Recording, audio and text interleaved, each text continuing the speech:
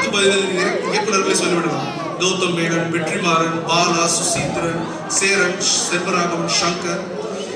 சங்கர் வந்து 90கள் அந்த ஆரம்பிச்சு வச்ச அந்த விஜிலாண்டி வகை படங்கள், ஜென்டில்மேன், இந்தியன், அன்னியன், இந்த மாதிரி படங்கள் தான் அந்த ரங்லே வாசத்துக்கு இன்ஸ்பிரேஷன்.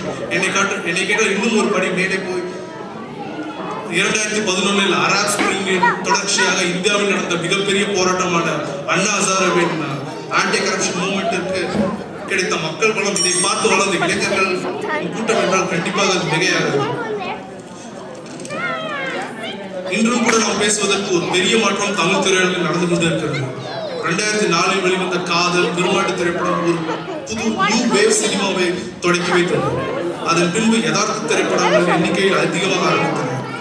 கடந்த 2-3 வருடங்களில் வாகை சுடவா, அவன் இவன், அழகசாமி குதிரை, குழந்தை கூட்டம், இந்த மாதிரி திரைப்படங்கள் நிறைய வர ஆரம்பித்தன. சுலபமாக ஒரு 10-20 திரைப்படங்கள் மேல் சொல்லலாம். கிரிட்டிக்ஸ் மற்றும் மாசஸ் இருவருமே ரசிக்கும் திரைப்படம். எவ்வளவு ஆரோக்கியமான விஷயம் நடந்து கொண்டு இருக்கிறது பாருங்க. ரொம்ப அருமையான பொழுதுபோக்கு படங்கள். நம்ம எப்பவுமே ஃபாரின் மூவிஸ் ஒப்பிட்டு பார்த்து லாஜிக் இல்லை, யதார்த்தம் இல்லை, சமுதாயத்தை சேர்த்து ஏதாவது குற்றச்சாட்டு சொல்லிட்டு இருக்கோம். ஆனா ஒரு சமுதாயத்தின் கலை வெளிப்பாடு, அதை வைத்து அந்த சமுதாயத்தின் வளர்ச்சியை அடைந்து விடலாம். உதாரணத்துக்கு மேற்கத்திய கலாச்சாரத்தை எடுத்துக்கொள்வோம். 18-19 நூற்றாண்டுகளில் மேற்குலகின் என்லைட்டன்மெண்ட் எரா என்று சொல்வார்கள். விஞ்ஞானம், தொழில்நுட்பம், பொருளாதாரம், கலாச்சாரம், பகுத்தறிவு சிந்தனைகள், தத்துவ சிந்தனைகள் என்று எல்லா துறையிலும் இன்டெலெக்சுவல்ஸ் மற்றும் சிந்தனையாளர்கள் உருவாக ஆரம்பித்தனர். அதை கலை இலக்கியம் பிரதிபலித்தது. அதனால அவருக்கு ஒரு 200-300 வருட ஃபவுண்டேஷன் இருக்கு. அதை முதல் வந்து இந்த மாதிரி சமுதாய வளர்ச்சி, அதன் கலை பிரதிபலிப்பு. அதை கண்டிப்பும் அதிகமான வேகமான சமுதாய வளர்ச்சி, அதன் கலை பிரதிபலிப்பு.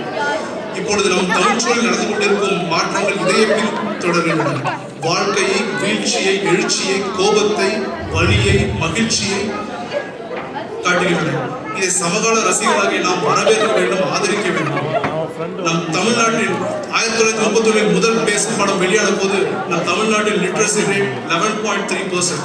2011 தமிழ்நாட்டில் லிட்ரஸி ரேட் 80.3%. அசுர வளர்ச்சி, சமுதாய வளர்ச்சி. திரைப்படமும் சமுதாயம் ஒன்றை ஒன்று பிரதிபலித்து சேர்ந்து வளர்ந்துதான் வந்திருக்கின்றன என்பதற்கு இதை விட ஒரு பெரிய சாட்சி தேவை. கடைசியாக ஒன்று சொல்லிக்கொள்ள விரும்புகிறேன். திரைப்படங்களால் பெரும் தாக்கத்தை ஏற்படுத்த முடியும். ஒரு சமுதாய வளர்ச்சியுடன் அது இணையும் பொழுது மாபெரும் மாற்றங்களை உருவாக்கும் வல்லமை கொண்டது திரைப்படங்கள் என்று சொல்லி இந்த வாய்ப்புக்கு நன்றி கூறி வேண்டும். நன்றி. பாலமுரளி இப்ப மூச்சு விடலாம். மூச்சு விடாம அவ்வளவு திரைப்படங்களை பற்றியும் இப்ப சொல்லியிருக்கிறார். நான் வேறு விதமான விவாதங்களை எதிர்பார்த்தேன். திரைப்படங்கள் எப்படி கெடுக்கின்றன என்று ஓரிரு திரைப்படங்களையாவது இந்த கட்சியில இருப்பவர்கள் எடுத்துக்கொண்டு பேசுவார்கள். சில நல்ல திரைப்படங்கள் எப்படி தாக்கத்தை ஏற்படுத்தியது என்று இவர்கள் பேசுவார்கள் என்று நான் எதிர்பார்த்தேன். ஆனால் யாருமே முழுமையாக ஒரு திரைப்படத்திலே இருந்து ஏதோ ஓரிரு கருத்துக்களை கூட இதுவரை அவர்கள் சொல்லவே இல்லை. அதற்கு காரணம் என்ன என்று எனக்கு தெரியவில்லை. இனிமேல் இரு சுற்றிலே வருகிற விஜய் அவர்களாவது அவர்கள் ரசித்த அல்லது அவர்கள் எது சீரழிக்கிறது என்று கருதுகிற முறையிலே திரைப்படங்களை பற்றி குறிப்பிடுவார்கள் என்று கருதி அவர்களை வருக என்று தேய்கிற கட்சிக்கு ஆதரவு தேடுமாறு அழைக்கிறேன்.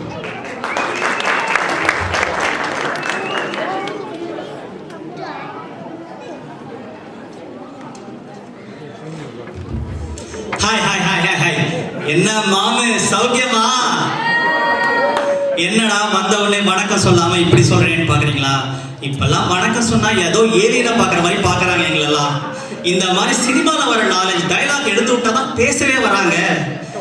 தமிழ் சினிமாவால நம்ம சமுதாயம் எப்படியெல்லாம் கெட்டு போயிட்டு இருக்கு நான் பேசுறதுக்கு முன்னாடி நான் எதிரணி பத்தி கொஞ்சம் சொல்லி ஆகணும். அதை உட்காந்துட்டு பாருங்க தனா. இவர் வந்து பாக்யராஜோட மிகப்பெரிய பக்தர். முருங்கக்காய் வந்து இவருடைய ஃபேவரட் வெஜிடபிள். இப்படி பாக்யராஜ் படத்தெல்லாம் டேட்டா பேஸ் போட்டு ஒண்ணு விடாம பார்த்துட்டு நம்ம தமிழ் சினிமாவால வந்து சமுதாயம் வளர்ந்து பேச வந்திருக்காரு. அடுத்தது கமல். இவரை பத்தி நான் வேற சொன்னமா? எஸ்.ஜே. சூர்யாவோட முதல் விசிறி யாருன்னா கமல் தான். அந்த நடிகரோட அனைத்து கிளுகிழு போன படங்களையும் பார்த்துட்டு அவங்க எங்க உட்கார்ந்துருக்காரு பாருங்க. இது போதாதுன்னு இவரு அபியும் நானும் படத்தை பார்த்தாராம், எனக்கு வேற ரெக்கமெண்ட் பண்ணாராம். நல்லா பாருங்க, இந்த முகத்தை பார்த்தா அந்த மாதிரி படம்லாம் பார்க்குற மாதிரியே தெரியுது.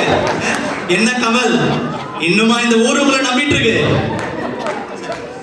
அதனால தலைப்பிற்கும் அவங்க சொந்த வாழ்க்கைக்கும் கொஞ்சம் கூட சம்பந்தம் இல்லாம இருக்கும் இவர்கள் பேசுறத வச்சு தமிழ் சினிமாவால தயவு செய்து நம்ம சமுதாயம் வளர்றதுன்னு தப்பா நினைச்சிடாதீங்க. அடுத்தது பார்த்தா இவர்கள் செய்வது வந்து கண்டிப்பாக வாதமே அல்ல, இது விதண்டாவாதம் என்று சொல்லி என்னுடைய உரையை துவங்குகிறேன். அதாவது அழகப்பன் அவர்கள் பேசினாரு, நிறைய எக்ஸாம்பிள் சொன்னாரு படங்களை பத்தி இப்படி இருக்கு அப்படி இருக்குன்னு. ஆனா என்ன ஒரு கொடுமைன்னா, அவர் சொன்ன எல்லா படங்களும் எங்க தாத்தா சின்ன பையனா இருக்கும்போது வந்த படங்கள். இப்போ என்ன நிலைமை அழகப்பன், அதை யோசிங்க. இப்போ வர படங்களை பத்தி சொல்லுங்க. ஒரு படமாவது குடும்பத்தோட பாக்குற மாதிரி இருக்குதா? காசு ஃபுல்லா சொன்னபடி காசை கொண்டு போய் தான் படத்துக்கே போக முடியுது, அப்படி இருக்கு. அதாவது தமிழ் சினிமா வந்து நம்ம கலாச்சாரத்தை எப்படி சீரழிக்குது, குடும்பங்களை எப்படி எல்லாம் பாழ் பண்ணதுக்கு ஒரு 4-5 எக்ஸாம்பிள் வச்சிருக்கேன். முதல்ல வந்து பாத்தீங்கன்னா குழந்தைகளையும் குடும்பங்களையும் எப்படி கெடுக்குதுங்க. சமீபத்தில் வந்து நான் இந்தியா போயிருந்தேன். அப்போ வந்து ஒரு ரொம்ப நாள் கழிச்சு ஒரு நண்பரை பார்த்தேன். தெரியாதனமா கேட்டுட்டாங்க, உங்க பையன் எப்படி படிக்கிறாங்க, புலம்பி தள்ளிட்டாரு. அவங்க பையன் கணக்கு பரீட்சையில 1 மார்க் எடுத்து வந்திருக்காங்க, ஒரே 1 மார்க். ஏன்டா 1 மார்க் எடுத்தேன்னு கேட்டதுக்கு அப்படி சூப்பர் ஸ்டார் கையை சுத்தி, நான் டாடி நான் 1 மார்க் எடுத்தா 100 மார்க் எடுத்த மாதிரி அப்படின்னு. இப்படி எல்லாம் குழந்தைங்களுக்கு எடுத்து வச்சிருக்கு. ஏன்டா மார்க் எடுக்க தெரியாதுன்னு கேட்டா, எனக்கு மார்க் எடுக்கலாம் தெரியாது டாடி, போடத்தான் தெரியும்னு சொல்லிட்டு ரோட்ல போற பொண்ணுங்களெல்லாம் மார்க் போட்டுட்டு இருக்காங்க.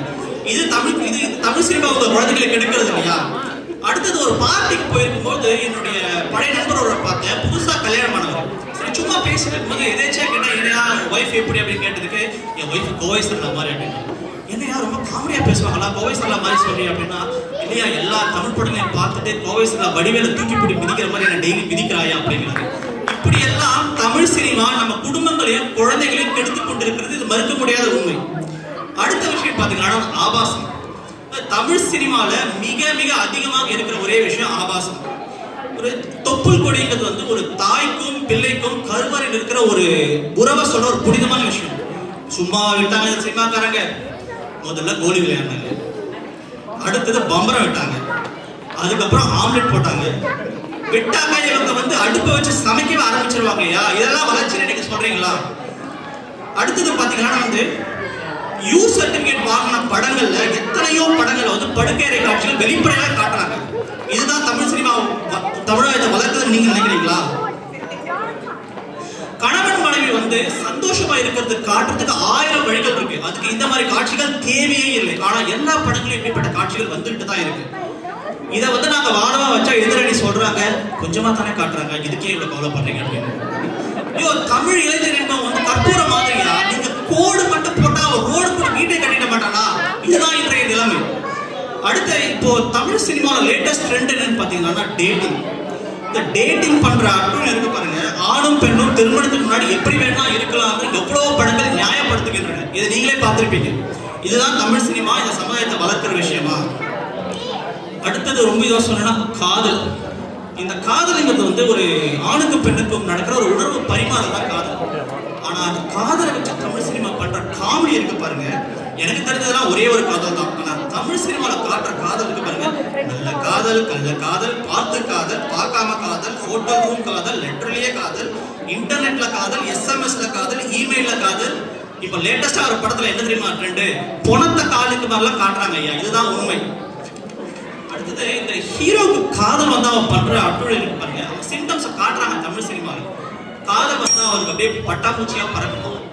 இதை பார்த்துட்டு நம்மளு போற வர பொண்ணை பார்த்தலாம் பட்டாப்பூச்சி பறக்குதுன்னு சொல்றாயா. என்ன பிரச்சனைனா, பட்டாப்பூச்சி பறக்குதுன்னா வயிற்றுல அல்சரா இருக்கிற போது நல்ல டாக்டர் போய்ப்பாரு. இதை போய் நீ காதல் அடிச்சா இது போதாதுன்னு அதே ஹீரோயினை பார்த்த உடனே பல்ப் எரியுமா, அப்படியே மணி அடிக்குமா, தேவதைகள்லாம் கூட்டமா நடந்து போவாங்களாம், நைட்ல தூக்கம் வராதான், பசிக்காதான். அதாவது காதலை வந்து ஒரு வியாதி போல காட்டுறது தமிழ் சினிமாவில் மட்டும்தான் முடியும். அடுத்தது ஃப்ரெண்ட்ஷிப். அதாவது கோப்பெருஞ்சோட, பிசிராந்தையார், கண்ணன், குசேலன் போன்ற நட்பெல்லாம் நமக்கு ரொம்ப தெரிஞ்ச விஷயம். ஆனா இன்னைக்கு சினிமால காட்டுற நட்பு இருக்கு பாருங்க, 4 ஃப்ரெண்ட்ஸ் ஒன்னா சேர்ந்தா பண்ற விஷயங்கள் தான். ஒன்னா சேர்ந்து தம் அடிக்கிறது, தண்ணி எடுக்கிறது, பொண்ணுங்களை கிண்டல் பண்றது, டிஸ்கோ தேக்க போறது, முக்கியமா அப்பா பாக்கெட்ல இருந்து காசை திருடுறது, அம்மா அப்பாவை அசிங்கமா பேசுறது, குரூப் ஸ்டடின்ற பேர்ல கண்ட படங்களை பார்க்கறது, இதுதான் தமிழ் சினிமா இன்னைக்கு காட்டுற ஃப்ரெண்ட்ஷிப். இதை பார்த்து நம்ம இளைஞர்கள் திசை மாதிரி போறாங்களா இல்லையா நீங்களே சொல்லுங்க. இப்படி சொல்லி முடிக்கிறேன். போதி தர்மன் என்ற மகானை வந்து உலக காட்டி விட்டோம் என்று தமிழ் சினிமா மார்த்தட்டி கொண்டிருக்கிறது. ஆனால் உண்மையான நிலவரம் அது அல்ல. இதே 7ஆம் அறிவு படம் தெலுங்குல வந்து டப் பண்ணும் பொழுது போதி தர்மனை கடப்பாவில் பிறந்ததாகவும், ஹிந்தியில டப் பண்ணும் பொழுது நார்த் இந்தியாவில் ஏதோ ஒருத்தர் பிறந்ததாகவும் காட்டியிருக்காங்க. இதுல என்ன தெரியுதுன்னா, தமிழ் சினிமா முழுக்க முழுக்க வியாபாரம் சம்பந்தப்பட்ட விஷயம் தானே தவிர அதுல நாட்டை திருத்தவோ நோக்கமோ அல்லது சமுதாயத்தை வளர்க்கிற நோக்கமும் கொஞ்சம் கூட இல்லை. திருவள்ளுவர் ரொம்ப அழகா சொல்லுவாரு, குணம் நாடி குற்றமும் நாடி அவற்றுள் மிகை நாடி மிக்க கொள். அது போல தமிழ் சினிமாவில் நல்ல விஷயங்கள் இருக்குது, இல்லைன்னு நாங்க சொல்லல. ஆனால் அதை போல பல மடங்கு கெட்ட விஷயங்கள் இருந்து கொண்டுதான் இருக்கிறது. இதெல்லாம் வச்சு பார்க்கும் பொழுது தமிழ் சினிமாவால் இந்த சமுதாயம் கெட்டு குட்டிச்சேவரா தான் போயிட்டு இருக்கு, வளரவே இல்லை என்று சொல்லி வாய்ப்புக்கு நன்றி கூறி விடைபெறுகிறேன்.